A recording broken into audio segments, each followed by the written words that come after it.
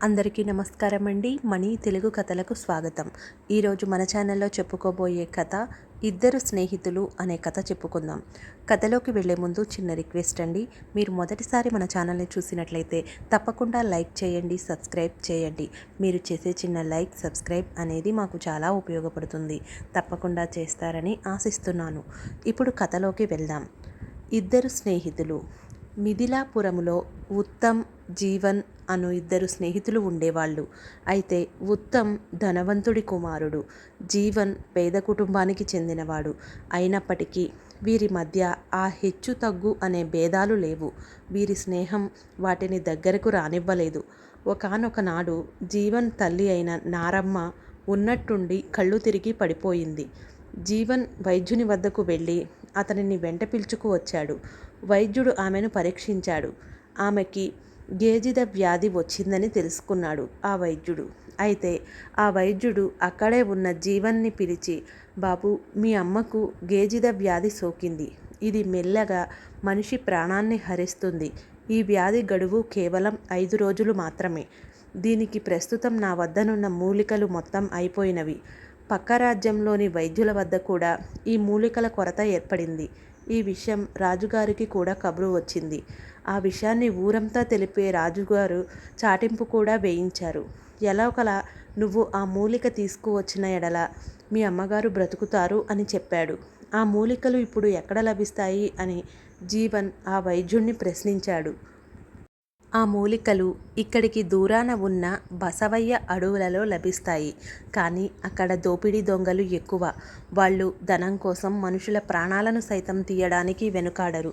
వాళ్ళ కంట పడకుండా వెళ్ళి రా అని చెప్పాడు వైద్యుడు. ఆ మూలికలు ఎలా ఉంటాయో చెప్పగలరా అని జీవన్ అడిగాడు వైద్యుణ్ణి. అప్పుడు ఆ వైద్యుడు జీవన్తో, ఆ మూలికలు ఆకులు పెద్దవిగాను, నునుపుగాను, కంటికి మెరుస్తూ కనబడతాయి అని చెప్పాడు. జీవన్ తన వద్ద ఉన్న ఖడ్గాన్ని తీసుకొని తన మిత్రుడైన రఘు వద్దకి వెళ్ళి వాళ్ళు రోజూ ఉపయోగించే జట్కాకు ఉన్న అశ్వాన్ని విడిపించి దాని మీద కూర్చొని హుటాహుటిన ఆ అడవికి బయలుదేరాడు. నగరంలో ఉన్న ఉత్తమ్ తన స్నేహితుడైన జీవన్ ఇంటి వద్దకు వెళుతూ దారిలో రాఘవుడిని కలిశాడు.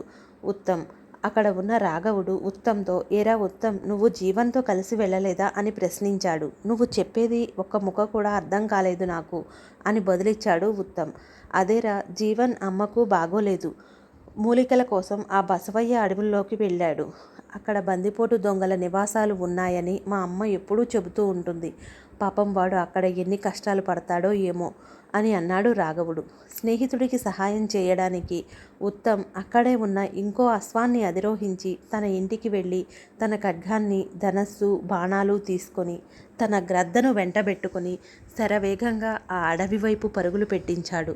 తన గుర్రాన్ని చీకటి పడుతోంది, దారి తప్పిన జీవన్ అలా అడవిలోకి వెళ్తూనే ఉన్నాడు. అటు ఉత్తమ్ కూడా దారి తెలియక వెళ్తూనే ఉన్నాడు. దారిలో మంటలు వెలిగించిన కట్టెను తీసుకొని అడవిలోకి వెళ్తున్నాడు ఉత్తమ్. జీవన్కి అలసటగా ఉండడంతో ఓ చోట ఆగి తన వద్దనున్న వాటితో నిప్పును పుట్టించి అక్కడ సేద తీరుతున్నాడు. అలా చిన్నగా నిద్రలోకి జారుకున్నాడు జీవన్. ఉత్తమ్ తన గ్రద్దను పంపి మనిషి అతని జాడను కనుక్కొని రమ్మని పంపాడు. ఆ గద్ద ఆకాశంలో ఎగురుతూ అడవి మొత్తం వెతకసాగింది. ఆ గ్రద్ద మంటల వెలుగుని చూసి కిరికిరిమని అరుస్తూ ఉత్తమ్ వద్దకు వచ్చి అటువైపు ఎగురుతూ వెళ్తోంది ఉత్తమ్ దాని వెనుకనే వెళ్ళాడు. అక్కడికి వెళ్ళేసరికి ఏ మంటలు కనిపించలేదు ఉత్తమ్కి. జీవన్ వేసుకున్న మంటలు ఆరిపోయింది. అంతా చీకటి కమ్ముకుంది. ఆ చీకటిలోనే వెతుకుతూ ఉన్నాడు.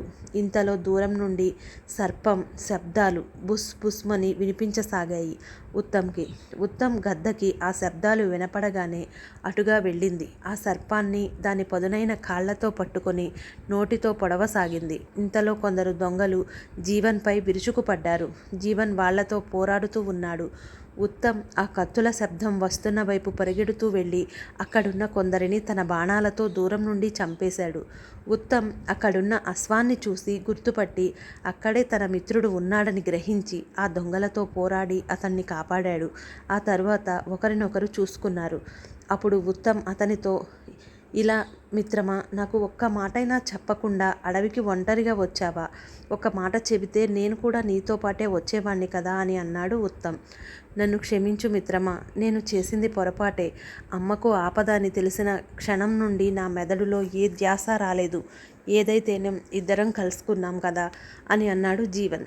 అలా ఇద్దరు స్నేహితులు ఆ అడవిలో ఒకరు నిద్రపోతే ఒకరు మేల్కొని ఆ రాత్రంతా అక్కడే గడిపారు. తెల్లవారింది. సూర్యుడు ఉదయిస్తున్నాడు.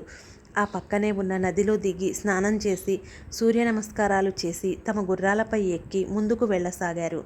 ఆ ఇద్దరు అలా చాలా దూరం వెళ్ళిన వీరిద్దరూ ఎటు పోవాలో అర్థం కాక అలా తిరుగుతూ ఒక చోట వెళ్తున్నారు. అక్కడ వారికి ఓం ఓం అనే శబ్దాలు వినిపించసాగాయి. వీరు ఆ శబ్దం వైపు వెళ్ళగా అక్కడే ఉన్న ఓ పెద్ద రావి వృక్షం కింద ఒక ముని తపస్సు చేయడం చూశారు. అక్కడ వాతావరణం నిర్మలంగా హాయిగా చల్లగా ఉంది. ఆ ఇద్దరు ఆ ముని వద్దకు వెళ్ళి తమకు తెలిసిన విద్యతో ఆయనను స్తుతించారు. ఆ ముని కళ్ళు తెరిచి వారిని చూశాడు. గురువుకు నమస్కారం చేశారు ఇద్దరు. నాయనలారా, మీరు ఇక్కడికి వచ్చిన సంగతి నాకు అవగతమైంది. ఇలా తూర్పుకు వెళ్ళి ఉత్తరానికి తిరిగితే బసవేశ్వర ఆలయం వస్తుంది. అక్కడే మీకు కావలసిన మూలికలు లభిస్తాయి అని అన్నాడు ఆ ముని. అలా వారు అక్కడికి వెళ్ళగా దారిలో వారికి ఒక చెట్టు కనిపించింది. ఆకలితో ఉన్న వారికి దానికి కాసిన మామిడి పళ్ళను చూసి ఇద్దరూ వాటిని కోసుకొని తిన్నారు. ఆ తర్వాత అలా ముందుకు వెళ్ళగా వీరికి ఒక గుడి కనపడింది. వీరిద్దరూ అక్కడికి వెళ్ళగా అక్కడ చాలా మొక్కలు కనిపించాయి. అక్కడున్న అన్ని మొక్కలు ఒకే విధంగా మెరుస్తూ పెద్దవిగానే ఉన్నవి. వీరిద్దరికీ దిక్కు తోచలేదు. ఆ అడవిలోని మొక్కలు చూసిన జీవన్కి కాసేపు మతిపోయింది. అన్ని మూలికలు మొక్కలు ఒకేలా ఉన్నాయి. ఇప్పుడు ఎలా అని చింతించసాగాడు జీవన్. స్నేహితుని చింతను చూసి ఉత్తమ్ ఒక ఆలోచన చేశాడు. అక్కడున్న జీవన్ని ఇలా ప్రశ్నించాడు. జీవన్, ఆ వైద్యుడు నీకు ఆకులు ఎలా ఉంటాయని చెప్పాడు అని అన్నాడు. ఫలానా విధంగా ఉంటాయని జీవన్ అతనితో చెప్పాడు. అప్పుడు ఉత్తమ్ అక్కడున్న అన్ని మూలికలను తీసుకుని తన గుర్రానికి ఉన్న సంచిలో ఇంకొన్ని మొక్కలను జీవన్ గుర్రానికి ఉన్న సంచిలో వేసి తన వద్ద ఉన్న సంచిలో ఇంకొన్ని మొక్కలను వేసుకొని త్వరగా వెళ్దాం అని జీవన్తో చెప్పాడు. జీవన్ అతనితో నీకు అవే నిజమైన మూలికలు అని ఎలా తెలుసు అని అన్నాడు జీవన్. మా తాత ఒక వైద్యుడు మరియు గురువు కూడా. నా చిన్నప్పుడు ఆయన నాకు కొన్ని విద్యలు నేర్పాడు. వైద్య విద్య పెద్దగా అబ్బలేదు, కానీ ఆయన మాటలు బాగా గుర్తొస్తున్నాయి. అయితే ఎటూ పాలుపోని సమయంలోనే ఎలాంటి నిర్ణయాలు తీసుకోవాలని ఆయన చెప్పిన ఒకే ఒక మాట నాకు ఇప్పటికీ జ్ఞాపకం ఉంది. అందుకే ఈ విధంగా చేశాను. నన్ను నిశ్చింతగా నమ్ము అని చెప్పాడు ఉత్తమ్. జీవన్ తన మనసులో తన మిత్రుడు ఏం చేసినా అందుకు కారణం ఖచ్చితంగా ఉంటుందని భావించి అక్కడి నుండి వెళ్ళిపోయారు ఇద్దరు. దారిలో వెళ్తున్న ఉత్తమ్కి దాహం వేయగా పక్కనే ఉన్న నది వద్దకు తన దాహం తీర్చుకోవడానికి వెళ్ళాడు. కాపు కాసుకొని ఉన్న దోపిడీ దొంగలు ఉత్తమ్ని చూసి అతన్ని విషం పూసిన బాణంతో స్పృహ కోల్పోయేలా చేశారు. దాహం తీర్చుకోవడానికి వెళ్ళిన ఉత్తమ్ తిరిగి రాలేదు. జీవన్ నదికి వెళ్ళి చూడగా అక్కడ అతని ధనస్సు పడి ఉంది. అతన్ని ఏ జంతువో లేక మనుషులు ఎవరైనా బంధించి ఉంటారు అని భావించాడు జీవన్. అడవంతా గాలిస్తూ ఉత్తమ్ జాడ కోసం వెతుకుతున్నాడు జీవన్. చీకటి పడడం మొదలయ్యింది. కాసేపట్లో సూర్యుడు అస్తమించే సమయం. ఆలోపు అతని ఆచూకీ కనుక్కోవడానికి ప్రయత్నిస్తున్నాడు జీవన్. అడవిలో స్నేహితుని కోసం వెతుకుతున్న జీవన్కి దూరంగా ఆకాశంలో గ్రద్ద ఎగరడం కనిపించింది. దాంతో అక్కడే ఉత్తమ్ ఉన్నాడని భావించిన జీవన్ అటుగా పయనించాడు. అతనికి అక్కడ కొన్ని గుడిసెలు కనిపించాయి. ఇక్కడే ఎక్కడో తన మిత్రుడు ఉన్నాడని భావించి వాళ్లకు కనబడకుండా అతన్ని వెతుకుతున్నాడు జీవన్. చీకటి పడింది. అక్కడున్న వారందరూ గూమిగూడి ఏదో మాట్లాడుతున్నారు.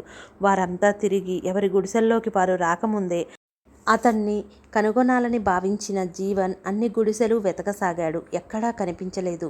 ఇక్కడ తన స్నేహితుడు లేడేమో అని భావించాడు జీవన్. అప్పుడు అతనికి ఆ మనుషులు ఒక మనిషిని చెట్టుపైన కట్టేసిన వాడిని కిందకి దింపి కొట్టడం చూశాడు.